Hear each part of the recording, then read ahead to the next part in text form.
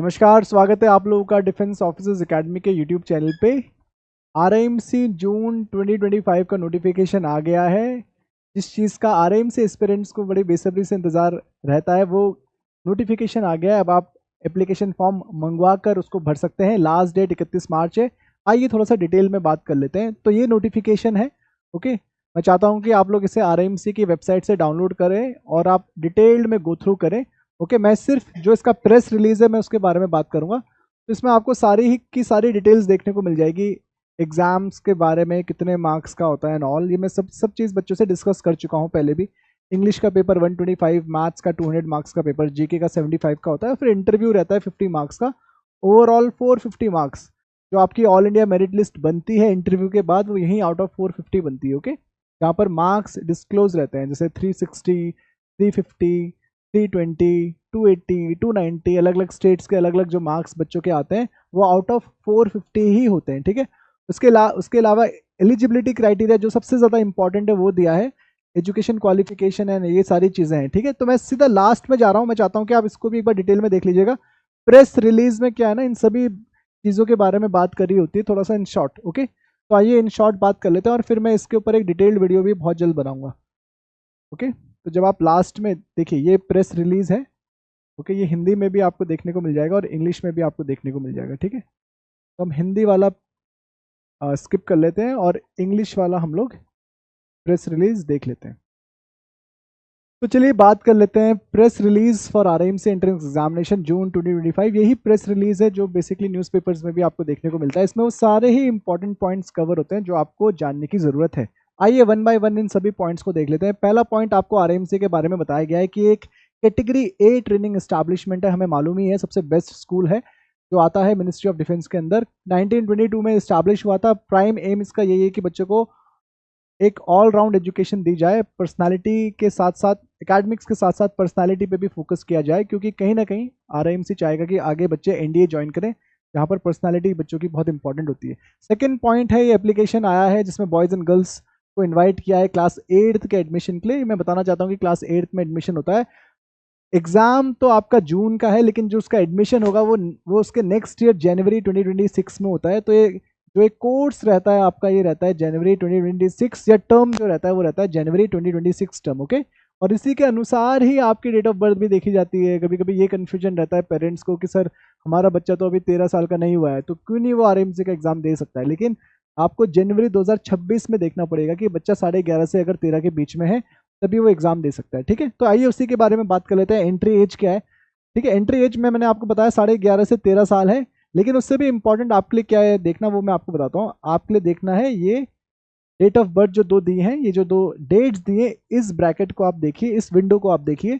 अगर आपके बच्चे की डेट ऑफ बर्थ 2 जनवरी 2013 से 1 जुलाई 2014 के बीच में या इंक्लूडिंग बोथ द डेट्स है, इसका मतलब आपका बच्चा एज वाइज एलिजिबल है फॉर आरएमसी। फिर से रिपीट करूंगा मैं, 2 जनवरी 2013 है और 1 जुलाई 2014 है, या इनके बीच में कोई भी डेट ऑफ बर्थ बच्चे की है तो वो एलिजिबल है एज वाइज। लेकिन अभी हमें एजुकेशन क्वालिफिकेशन भी देखनी है, और एजुकेशन क्वालिफिकेशन कहता है कि बच्चा एडमिशन के वक्त क्लास 7th में होना चाहिए। एडमिशन का मतलब क्या है? एडमिशन कब होगा? एडमिशन होगा इसका, जैसे अभी मैंने बताया था, 1 जनवरी 2026। ओके, जून का जो पेपर होगा 2025 वाला, उसका एडमिशन होगा 1 जनवरी 2026। तो बच्चा उस समय, क्या बच्चा क्लास 7th में होगा नहीं होगा, ये देखा जाता है। ओके, इसीलिए सबसे पहला जो अटेम्प्ट बच्चे का आता है वो जब बच्चा 6th में होता है, और दिसंबर वाला अटेम्प्ट बच्चे का पहला आता है। और पेरेंट्स को लगता है कि 6th में बच्चा कैसे आरएमसी का एग्जाम दे सकता है, वहाँ तो 8th में एडमिशन होता है। लेकिन एजुकेशन क्वालिफिकेशन ये कहता है कि during the time of admission बच्चा should be in 7th। Okay, और जब वो दिसंबर वाला एग्जाम देगा, जबकि वो 6th में होगा, उसका एडमिशन कब होगा? जुलाई में, नेक्स्ट ईयर, और उस समय बच्चा आपका 7th में होगा। ओके, नीचे दिए गए नंबर्स पे संपर्क कर लेना अगर आपको इतना सा भी डाउट हो। यहाँ पर बहुत क्लैरिटी चाहिए पेरेंट्स को जो बड़े सीरियस है आरएमसी के बारे में। ठीक है, तो एजुकेशन क्वालिफिकेशन यही कहा है, बच्चा या तो 7th में होना चाहिए या तो 7th पास होना चाहिए during the time of admission. वो कब है? 1 जनवरी 2026। तो एडमिशन के वक्त ही बच्चे की डेट ऑफ बर्थ भी देखी जाती है, और एडमिशन के वक्त ही बच्चे की एजुकेशन क्वालिफिकेशन भी देखी जाती है। ठीक है, इसीलिए 6th का बच्चा दे पाता है, क्योंकि वो एडमिशन के वक्त वो 7th में होगा। ठीक है, पेरेंट्स को लगता है कि 7th में जाएगा तब देगा, नहीं, ऐसा नहीं है। स्कीम क्या है एग्जामिनेशन की हमें मालूम है यार, रिटन एग्जामिनेशन है। मैथ्स का जो पेपर है वो होता है सुबह 9:30 से 11 बजे तक, 1.5 घंटे का पेपर होता है मैथ्स का। जीके का 1 घंटे का पेपर होता है 12 से 1। और इंग्लिश का होता है, सबसे ज़्यादा टाइम इंग्लिश के पेपर को मिलता है, पूरे 2 घंटे का पेपर होता है 2:30 से 4:30। ओके, 24 आवर्स फॉर्मेट में टाइम दिया जाता है आपको, ताकि कोई AM PM का कोई कन्फ्यूजन ना रहे आपको। मैं भी अपने बच्चों से कहता हूँ कि आपको 24 आवर्स फॉर्मेट में टाइम आना चाहिए। अगर मैं कहूँगा you have to report at 1300 hours, इसका मतलब है आपको 1 बजे रिपोर्ट करना है, and that is 1 PM। If I say you have to report at 1700 hours, तो वो शाम के 5 है, कोई कंफ्यूजन नहीं है। You have to report at 500 hours, मतलब सुबह के 5 बजे आपको रिपोर्ट करना है। ठीक है, अच्छा, रिटन एग्जामिनेशन का हमने देख लिया। उसके बाद वाइवा होगा या इंटरव्यू होगा, जिसमें बेसिकली आपकी इंटेलिजेंस, पर्सनालिटी और कम्युनिकेशन स्किल्स को देखा जाता है। ठीक है, ये बात की बातें हैं। फिर मेडिकल होता है बच्चे का।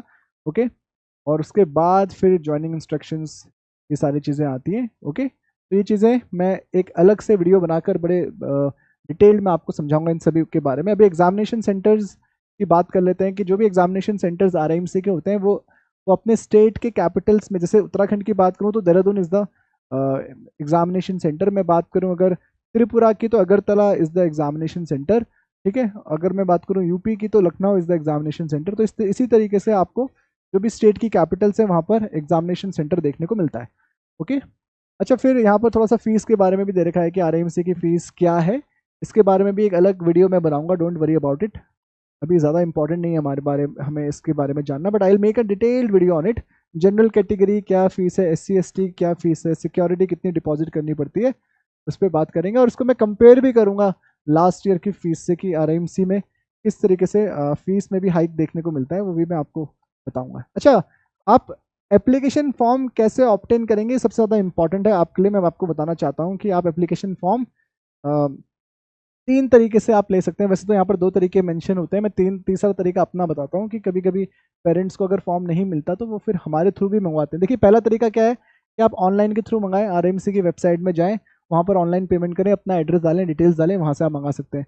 दूसरा ऑप्शन क्या है कि आप एक डिमांड ड्राफ्ट बनाएं in favour of RIMC, the commandant RIMC and all, ये सारी जो ब्रांच लिखी हुई है इसमें आप बनाएं। अपना एड्रेस स्लिप उसमें डालनी पड़ती है क्लियर तरीके से, और वो आप RIMC भेजें, वो डिमांड ड्राफ्ट, तो वो आपको फॉर्म भेजेंगे। तीसरा तरीका जो मैं बता रहा हूँ वो हमारे थ्रू है। अगर आपको इन दोनों तरीके में अगर कोई भी डाउट हो तो तीसरा तरीका जो हमारा तरीका है उसके लिए आप नीचे दिए गए नंबर्स पे हमसे ज़रूर संपर्क कीजिएगा। अच्छा, डॉक्यूमेंट्स क्या क्या चाहिए होते हैं RIMC के लिए, ये भी इंपॉर्टेंट है। ओके, कौन कौन से डॉक्यूमेंट्स सबमिट होते हैं, ये बहुत इंपॉर्टेंट है, बहुत ज़्यादा, क्योंकि कभी कभी पेरेंट्स के पास से डॉक्यूमेंट्स होते नहीं है, फिर उनको बनाने में भी समय लगता है। तो इसलिए आपको मालूम होना चाहिए कि birth certificate is very important. Okay, वो भी issued by the municipal corporation या ग्राम पंचायत। डोमिसाइल सर्टिफिकेट चाहिए आपका। डोमिसाइल का मतलब है कि आप कौन से स्टेट से बिलोंग करते हो, क्योंकि स्टेट कोटाज आपको RIMC में देखने को मिलता है। SC ST सर्टिफिकेट जहाँ पर अवेलेबल, जहाँ पर एप्लीकेबल है, सॉरी, जो बच्चा SC ST में को बिलोंग करता है उसके लिए SC ST सर्टिफिकेट भी चाहिए। और स्कूल स्टडिंग सर्टिफिकेट बोलते हैं bonafide, a certificate from the principal of the current school in which the student is studying. इसमें क्या होता है कि बेसिकली इसमें मेंशन होती है बच्चे की डेट ऑफ बर्थ एज पर द स्कूल रिकॉर्ड्स और कौन सी क्लास में बच्चा पढ़ रहा है। ठीक है, वो सारी चीज़ें मेंशन होती है। ये एक ओरिजिनल सर्टिफिकेट जाता है, बाकी तो सारे क्या जाते हैं, फोटो कॉपी जाते हैं, और वो अटेस्ट होते हैं किसी भी गजटेड ऑफिसर से। आधार कार्ड की फोटोकॉपी और 2 पासपोर्ट साइज फोटोग्राफ्स। ठीक है, so this are all the documents important जो आपको चाहिए। और फिर लास्ट डेट कब है, मैंने ऑलरेडी शुरू में आपको बता दिया कि 31 मार्च लास्ट डेट है। 31 मार्च का मतलब ये नहीं कि 31 मार्च को आप अपना एप्लीकेशन फॉर्म को पोस्ट करेंगे। मैं बता रहा हूँ कि ऑफलाइन तरीका होता है, सिर्फ मंगाने का तरीका ही एक ऑनलाइन दिया उन्होंने। यहाँ पर ऑनलाइन कुछ भी नहीं है, ऐसा नहीं कि ऑनलाइन भरना है आपको, तो मैं 31 मार्च को भी ऑनलाइन भर सकता हूँ, नहीं, ये ऑनलाइन नहीं है। ये तो आपके पास फॉर्म आता है, उस फॉर्म को ऑफलाइन तरीके से भरना पड़ता है, उसको फिर बाय पोस्ट भेजना पड़ता है, और आपके रिस्पेक्टिव जो जो एजुकेशन डिपार्टमेंट है अपने अपने स्टेट का, वहाँ पर उस फॉर्म को पहुँचना पड़ता है, वो भी 31 मार्च से पहले पहले। तो कम से कम ये आप ये मान के चलिए, मैं तो कहीं ना कहीं 10 दिन का पूरा समय लेता हूँ, मैं ये मान के चलिए कि 21 मार्च इज़ द लास्ट डेट की जब आप अपना एप्लीकेशन फॉर्म भेजेंगे। ठीक है, तो 31 मार्च का मतलब है कि 31 मार्च तक your application form should reach the respective state governments. Okay, and kindly note, ये भी पेरेंट्स गलती करते हैं, kindly note application form must be send to the state governments, not to the Indian military college. अरे RIMC मत भेज देना अपना फॉर्म, आपके फॉर्म्स रिस्पेक्टिव स्टेट गवर्नमेंट्स को जाते हैं।